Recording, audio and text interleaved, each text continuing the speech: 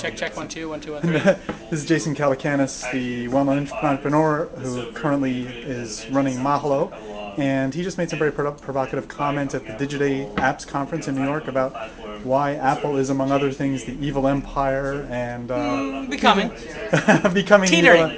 Teetering. The evil empire. Steve Jobs is trying to control the network devices and our desktop, and that application developers basically need to say, stop, we won't do it until you open up and let us put on our iPhone what we want on our iPhone, including browsers, applications, anything else. Yeah, my basic premise is the internet has done fabulously well because it's an open system. The network is open. You can pick what provider you want. The application level is open. You can pick what browser you want, what software you want to run, instant messenger, Skype, whatever.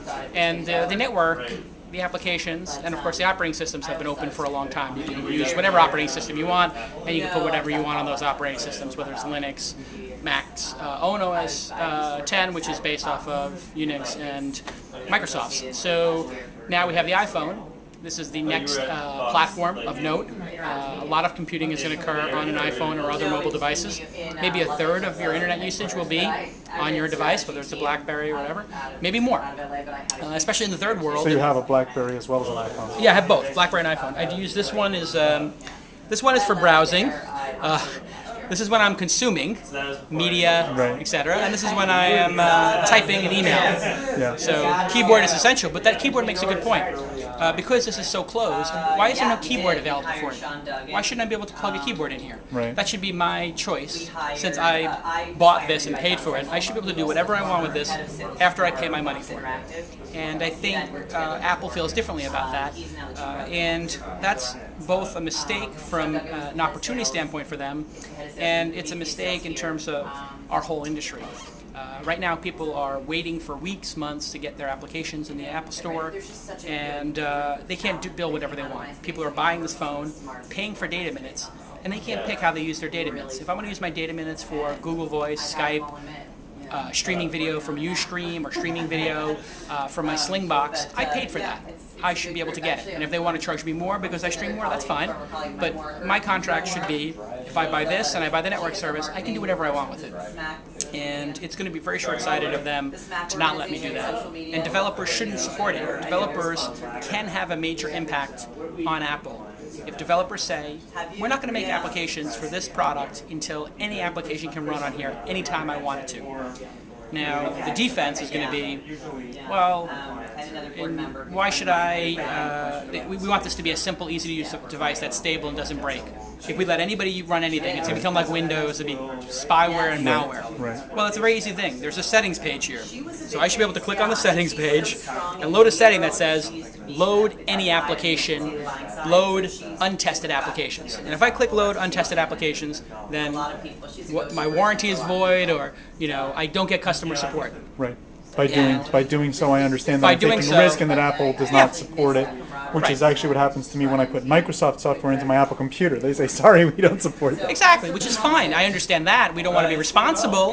Fine. I don't expect them to support Google Voice or Opera's browser for Mac, but I should be able to get what I want. And I think Apple will do what's in their best interest until the time when their customers and developers, who are also their customers, tell them that they've gone too far. And that time is now. So why did you, I mean, the remarks you made were very provocative. I don't even think they're so provocative. I mean, we all support an open internet. Well, if I said those remarks about your desktop and about your computer, that you should be able to use whatever browser you want, that would not seem so controversial. Why is it controversial when I say it about the iPhone? And you said it wasn't, and you made the point about cars, that if I bought a car, that that you said I could only drive on a certain road at a certain time under certain conditions, I would call you nuts. It's my car. I should be able to drive it wherever and however I want. And if I break the law, that's not your responsibility as the car maker. But right. So, but that's between you and the cop. Why did you before your remarks do a speech with 10 or so brilliant apps for the iPhone, including one that your company is developing? this is the cognitive dissonance that the industry is going through right now. This device is the greatest device ever made, I believe. The best gadget ever made, period. There are other great gadgets that have been made, but this is the best currently. So you can be in love with this device. You can be in love with Steve Jobs. You can think he's a visionary. You can think he's the second coming, and still not agree with 10% of Apple's behavior and 10% of how this works. I love 90% of this. The 10% I don't love is not being able to load what I want, not being able to do streaming video, not being able to use a keyboard, the battery not being replaceable. I mean, there's all these quirky things that are very closed and make no sense. Right. You should be able to change your battery. I mean, that's absurd. Right. And why can't there be like a little thing that lets you open it up and take the battery out yourself? It's nonsense. Yeah. Why not let third parties make batteries? This is Apple's quirkiness, which in some cases makes them great, and then in other cases, maybe I would deal with the quirkiness of the battery not being replaceable by a consumer, but I'm not going to deal with you getting into what applications I use and what software I use and how I use my data minutes. I should use my data minutes how I want. But isn't there more than cognitive dissonance if you actually own the device and pay for the data and all that? Shouldn't you say, I'm not going to use this or pay for it? Yeah, and I think that some people are having a hard time with that. They would really like to use this device the way they want, and then given the choice, like I said, 80-90% of it I love. Yeah. So it would be as if somebody made a car without a radio in it, and I'd be like, I love this car, I love how it drives, but it stinks that it doesn't have a radio. And then you carry a second device, so it has the key, the keyboard. Right. Or because I can run any application on this. Right. I can watch my Slingbox on here. I can stream my Nick game from here. Right. I would rather stream my Nick game from here. Why can't I use the Slingbox? And it's all because AT&T's network stinks, and because Apple's got patents on certain things that they want to enforce. It's unfortunate, but we've enabled it, and we can incentivize them to change, and they will change if enough people say enough.